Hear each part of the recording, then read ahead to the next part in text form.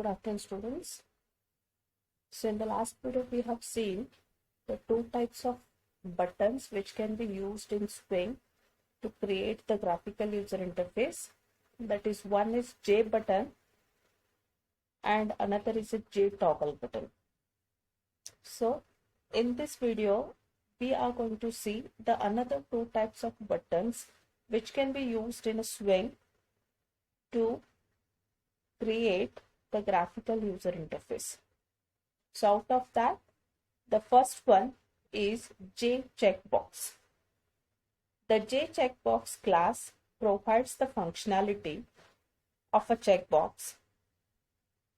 Its immediate superclass is J toggle button, which provides support for two state buttons. Then J checkbox defines several constructors. The one which is used here is the single parameterized constructor, which takes a one parameter of type string. So it creates a checkbox that has a text specified by str as a label. When the user selects or deselects a checkbox, an item event is generated. You can obtain a reference to the J checkbox that generated the event by calling getItem and the item event passed to the item state changed method defined by item listener.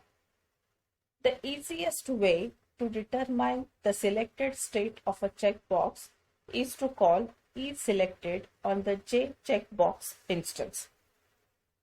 So first we'll see the demonstration of this J checkbox and then we'll go for the another type of a button.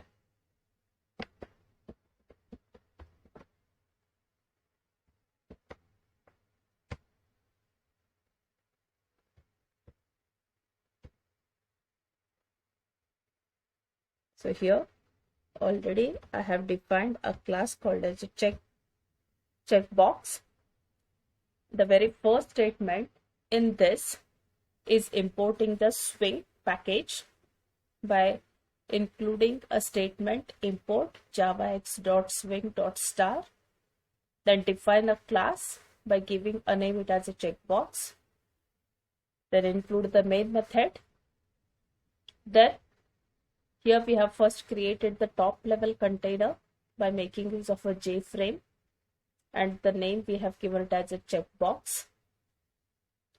Then here you can say J checkbox JB is equal to new checkbox, and what the name you want to give it to that checkbox, says a C++. Then set the bound for that, where you want to display it onto the window. So it's a 30th column, 100th row, and the size is like this, width and height.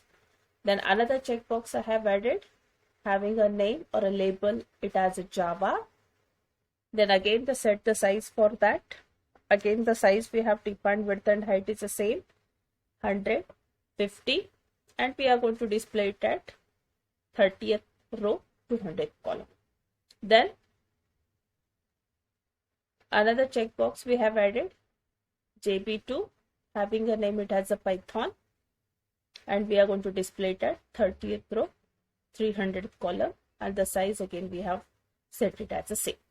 Then we have added these three checkboxes to the top level container by calling this add method with respect to the object of the JFrame, that is JF. So JF.add JB, the first checkbox you added to the top level container. Then JF.add JB1, JF.add JB2.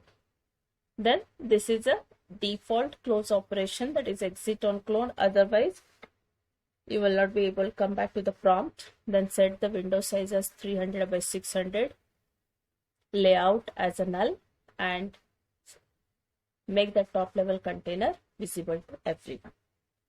So now after this we need to save this program by giving a name it as a checkbox.java, compile it by giving a command javac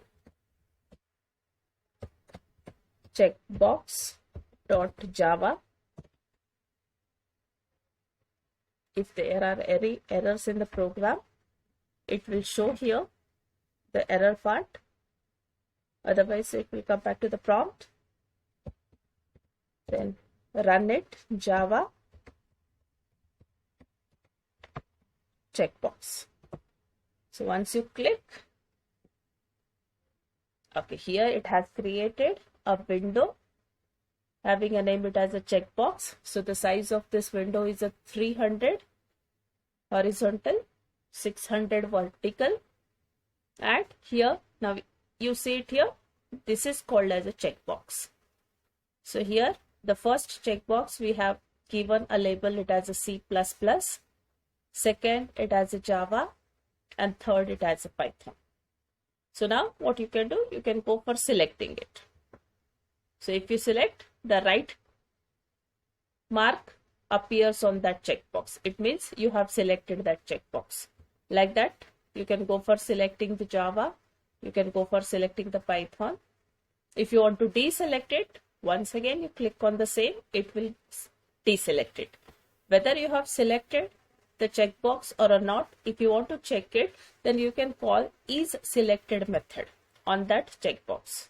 So based on that, it is going to show you whether it is selected or deselected. Based on that, it is going to return you the value as a true or a false. So like that, you can go for deselecting it, you can go for selecting it, like this. So this is what we call it as a J checkbox demonstration. If we close it, it will come back to the prompt.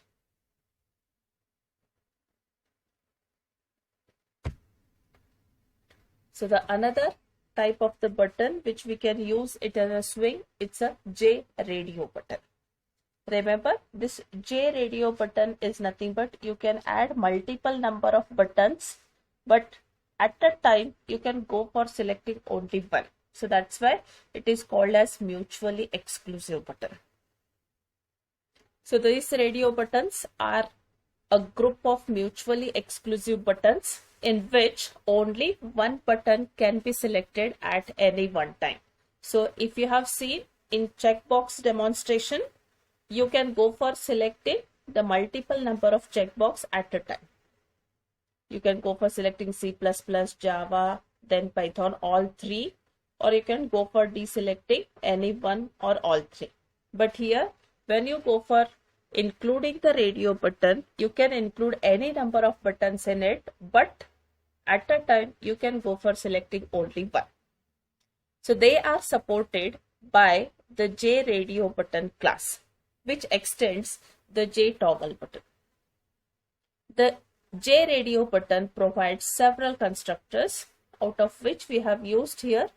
It's a single parameterized constructor which takes a one parameter of type string. What is the label you want to give it to that button? That value you can pass it to this constructor. Then radio buttons must be configured into a group. So only one of the button in the group can be selected at any time. For that, this button group is created by using button group class. Its default constructor is invoked for this purpose. Next, elements are then added to the button group via the following method. So you can make use of an add method to add the buttons to the button group, where which takes a single parameter of type abstract button. AB is a reference to the button to be added to the group. Then J radio button generates action events, item events, and change events each time the button selection changes. So most often it is the action event that is handled in the program. Inside the action perform method, you can check the button action command by calling get action command. You can set the action command to anything by calling the set action command. So these are, suppose you are going to handle the action events for this J radio button, then these two methods you can use it either to get it or else to set the action command. So this is what the J radio button Now we will see the demonstration of this JRadio button. So already I have defined a class called as RadioButton.java. You can see it. The very first line is a importing swing package. Radio button is the name of the class. Then a main method, my app radio. Then I have taken two radio buttons. One is the R1 and the R2, so as to represent either a male or a female, that is gender of a person. Then we have set the bonds for that 50, 100, 70, 30, 50, 150, 70, 30. Then as I told, when any number of radio buttons you can add it, but these all need to together group into a one class called as a button group. That's why it's a button group. BG is equal to new button group. So the default constructor is going to call over here, and to this button group you need to add these radio buttons. So it's a bg.add_r1, bg.add_r2. Once you add it, you can go for adding to the top level container, that is free. Then set the default close operation, exit on close, set the window size as a 500 by 500, layout as null, and visible the top level window to the everyone. So this is what the radio button program. Now we'll go for compiling it.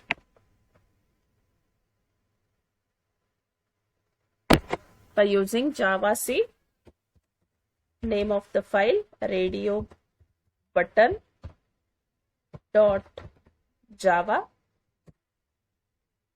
If any errors are there in the program, it will show here. Otherwise, it will come back to the prompt. Okay, it has come back. Next is a Java radio button. Okay. Press the enter. Now you will be able to see here. These are the called as radio buttons, which are represented by using the small circles. Checkboxes are small squares or rectangles, whereas these radio buttons are small circles. So here we have given a label, it has a male or a female. So the two radio buttons it has added. Now if you see, if I go for selecting it, it is going to select it as a male. If I go for selecting it as a female, then it will select the female, at the same time male will be disabled. Because radio button, what it says, these are the group of mutually exclusive buttons, which means at a time only one button can be selected, not multiple number of buttons. But this is not a case with a checkbox. You can go for selecting any number of checkboxes and you can go for selecting it. But here only one you can select at a time. So this is what the demonstration of a radio button. So the further part of this module we will see in the next video.